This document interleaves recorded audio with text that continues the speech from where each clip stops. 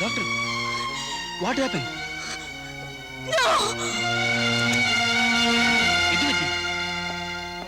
What happen doctor? എന്തുണ്ടായി?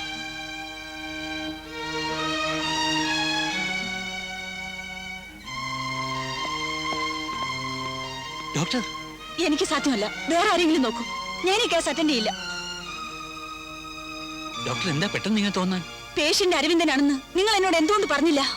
Patient ആരാണെന്ന് doctor എന്നോട് ചോദിച്ചതുമില്ല, ഞാൻ പറഞ്ഞതുമില്ല. നിങ്ങളത് എന്നോട് മറച്ചു വെച്ചതാണ്. ഓപ്പറേഷൻ ടേബിളിലെങ്കിലും ഞാനത് അറിയില്ലെന്ന് വിചാരിച്ചോ? അയാൾ കൊന്നത് എന്റെ അച്ഛനെയാണ്. 5 വർഷം മുൻപൊരു രാത്രിയിൽ എന്റെ കൺമുമ്പിൽ വെച്ച് ഇവന്റെ ജീവൻ രക്ഷിക്കേണ്ട ബാധ്യത എനിക്കില്ല. ഡോക്ടർ, പൾസ് വീണ്ടും ലോ ആയി. ഇറഗുലർ.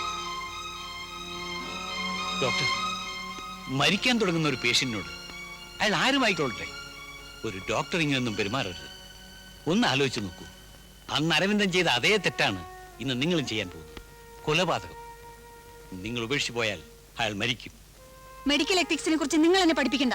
ഞാൻ പറഞ്ഞു കഴിഞ്ഞു, എനിക്ക് സാധ്യമല്ല. Prakash, you carry on. ഞാൻ ഇന്ന് ലീവിലാണ്. Doctor, just a minute.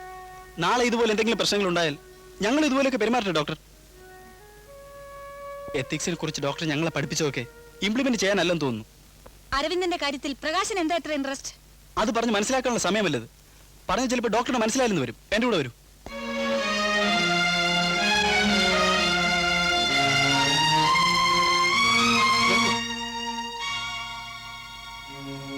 അങ്ങോട്ട് നോക്കൂ. ഡോക്ടർക്ക് അയാൾ വില്ലനായിരിക്കും, പക്ഷെ അവർക്ക് അയാൾ കാണപ്പെട്ട ദൈവമാണ്. അരവിന്ദൻ ഇവിടെ വെച്ച് മരിച്ചാൽ അവർ ഈ ഹോസ്പിറ്റലിൽ തീവയ്ക്കും. അവരുടെ ശാപം ഡോക്ടർക്ക് എന്നും ഉണ്ടാവും. അവരുടെ മാത്രമല്ല, അധ്വാനിക്കുന്ന ഒരുപാട് ആൾക്കാരുടെ ശാപം.